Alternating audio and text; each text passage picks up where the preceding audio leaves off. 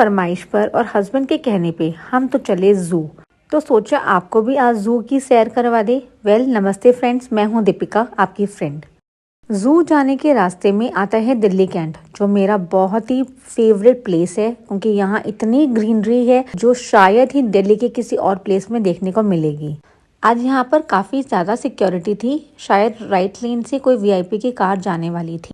बहुत ही प्लेजेंट सा वेदर बन गया था और ये परफेक्ट टाइम था जू जाने के लिए। जू एंट्री का फर्स्ट गेट तो मैं क्लिप नहीं कर पाई, बट मिलते हैं जू में। एंटर करते ही हमने देखी ये बड़ी सी फिश। ध्यान से देखा तो बना था ये फुल ऑफ वेस्ट मटेरियल से। Creativity commendable. थोड़ा सा आगे बढ़े तो देखा हमने इतनी बड़ी सी इंडियन कोस्ट गार्ड की शिप, जो बच्चों को बहुत अट्रैक्ट करी। एंट्री गेट पर ही हमने अपने लिए बस की टिकट ले ली थी, जो कॉस्ट हुई अराउंड 75 पर पर्सन। यहाँ पर सिर्फ एनिमल्स का ही नहीं बल्कि ग्रीनरी का भी बहुत अच्छे से ध्यान रखा गया है। यहाँ इतनी ग्रीनरी थी, इतना अच्छा लग रहा था देखकर कि मन ही नहीं कर रहा था कि घर वापस जाओ। हाइजीनिकली भी काफी इन्होंने वेल मेंटेन कर रखा था, चाहे वो बात ड्रिंकिंग वाटर की हो या वॉशरूम्स की। हर जगह काफी नीट एंड क्लीन थी। जू में खाने और पीने की चीजें ले जाना अलाउड नहीं है। हर जगह रिफ्रेशमेंट कॉर्नर्स बना रखे हैं। बॉडी हाइड्रेटेड रहे इसलिए हमने बच्चों को कुछ जूसेस एंड कैंस दिलवा दिए थे, जिससे बच्चों को काफी अच्छा लगा। इससे बॉडी भी हाइड्रेटेड रहेगी और उनको अच्छा सा एक रिफ्रेशमेंट ड्रिंक भी मिल गया। बच्चों को तो यहाँ आके बहुत ही अच्छा लगा। इनफैक्ट मेरे हस्बैंड भी यहाँ फर्स्ट टाइम ही आए थे। लवी को ये अमूल कोल्ड कैफे इतना खास नहीं लगा। वेदर इतना प्लीजिंग था कि सबको यहाँ पर कुछ ठंडा पीने का मन कर रहा था। बस की टिकट लेने का एक मेन प्लस पॉइंट था, हम किसी भी बस स्टॉप से कोई भी बस ले सकते हैं। कोई भी रिस्ट्रिक्शन नहीं थी कि हमें एक ही बस में बैठना है। काफी रीजनेबल प्राइस पे हमें बस की टिकट लगी। जगह जगह पे साइन बोर्ड बना के इन्होंने पब्लिक के लिए काफी इजी ट्रैवल कर रखा था। लवी बहुत छोटी थी जब वो फर्स्ट टाइम जू आई थी, अब वो बड़ी हो गई है। उसको काफी मजा आ रहा था यहाँ आकर। अपने चैनल के लिए वो व्लॉगिंग भी कर रही थी और मेरे चैनल के लिए वो शूट भी कर रही थी, मल्टीटास्किंग। ये तो यहाँ इतनी तेज भाग रहा था, रुक ही नहीं रहा था। इसको देख के तो मुझे ही चक्कर आने लग गए थे, बट काफी अच्छा लगा इसको घूमते घूमते देखकर। और ये महाराज तो दिख ही नहीं रहे थे, एक कोने में चुप के बैठ गए थे। बट इस लोमड़ी को देखकर इसकी स्पीड का अंदाजा लग रहा था, कितनी तेजी से ये अपना शिकार करती होगी। जितनी तेज इसकी स्पीड है उतनी तेज इसका माइंड भी। कौवे और लोमड़ी की कहानी तो आप लोगों ने सुनी ही होगी, किस तरह लोमड़ी ने रोटी के टुकड़े के लिए कौवे को बेवकूफ बना दिया और रोटी का टुकड़ा लेके झट से भाग गई। जितनी ये तेज है उतना ये स्लो, बिल्कुल ऑपोजिट। बट हर एक एनिमल एक दूसरे से अलग होता है और हर एक एनिमल की एक खासियत होती है। जैसा है उसको एक्सेप्ट करो और उसको अप्रिशिएट करो। खुद भी समझ रही थी और बच्चों को भी यहाँ मैं समझा रही थी। तो अब हम लोग बियर देखने जा रहे हैं। आगे जाके भालू हैं।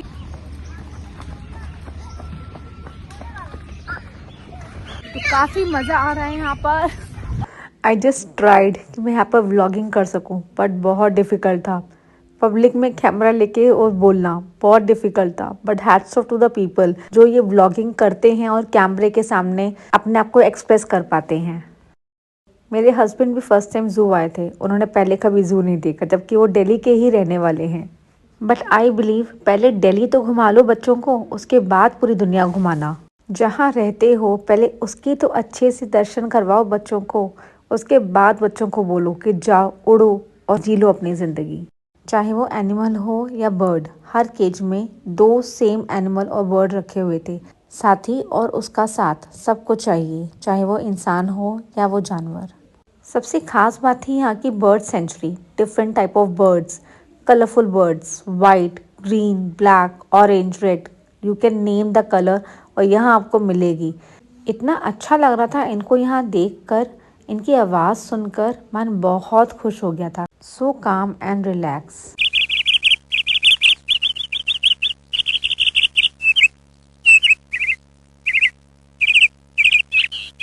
इस तिरंगे बर्ड को तो लवी ने स्पॉट किया। प्रॉपर कलर था ऑरेंज ग्रीन, बस एक ब्लू की कमी थी।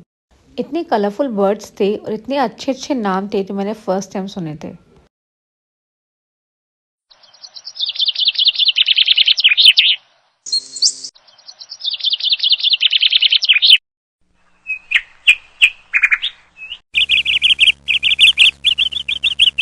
Thanks to the zoo staff जो एनिमल्स और बर्ड्स की केयर कर रहे हैं। बच्चे अपने में ही मस्त हैं, जरा देखो इनको। इसको मिटाए हाय हाय, मेरा इसको मिटाए हाय हाय। मैंने दिल्ली के जू के अलावा नैनीताल का जू देखा है। बहुत सुंदर जू है नैनीताल का। ऐसा लगता है बस हाथ बढ़ाओ और आप एनिमल को टच कर सकते हो, इतने पास होते हैं नैनीताल के जू में एनिमल्स। एक ही केज में 2-3 टाइगर, 2-3 लेपर्ड, बहुत सुंदर लगते हैं।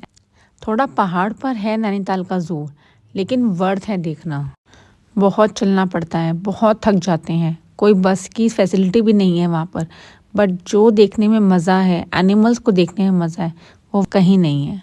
जू में बहुत पुराने एनिमल्स या बर्ड्स ही नहीं, बहुत पुराना पेड़ भी देखने को मिलेगा। देखो जरा इस पेड़ को, कितना घना और कितने मोटे मोटे स्टेम्स हैं इसके। यहाँ आकर बच्चों को साइंस के चैप्टर्स भी याद आ जाते हैं। कैमोफ्लेज जैसे एनिमल्स होते हैं जो जगह को देखकर और कलर्स को देखकर अपने रंग रूप बदल लेते हैं। जैसे इस लायन को ही देख लो, ऐसे छुपा हुआ है डार्क में जो नजर ही नहीं आ रहा था। जब ये हल्का सा हिला तब जाके मालूम चला कि वहाँ लायन बैठा है। ये काफी अच्छा सीन लगा सबको। एलिफेंट का फ्रंट और बैक दोनों ही एक ही सीन में दिख गया। ये टाइगर काफी देर से इधर उधर घूम रहा था, लेफ्ट राइट ही कर रहा था। जब हमने अगली साइड पे जाके देखा तो दूसरी केज पर भी दूसरा टाइगर बैठा हुआ था। दोनों टाइगर्स एक दूसरे से कम्युनिकेट कर रहे थे। काफी अच्छा लगा ये देखकर। ये देखो अभी तक घूम रहा है और सोच रहा है कि मैं सेकंड तरफ कैसे जाऊं। अब ये टाइगर भी परेशान होके बैठ गया। देखो दोनों टाइगर कैसे परेशान होके देख रहे हैं इधर उधर। ये टाइगर तो बहुत ही स्ट्रेस में लग रहा था, मन कर रहा था उसके जाके हेल्प कर दूं, पर टाइगर का नाम सोचते ही डर लगने लगा। इस एनिमल का नाम तो नहीं पता और बोर्ड भी नहीं पढ़ पाए, पर बड़ा ही क्यूट लग रहा था, गोल मटोल सा, क्यूट सा, बहुत प्यारा लग रहा था।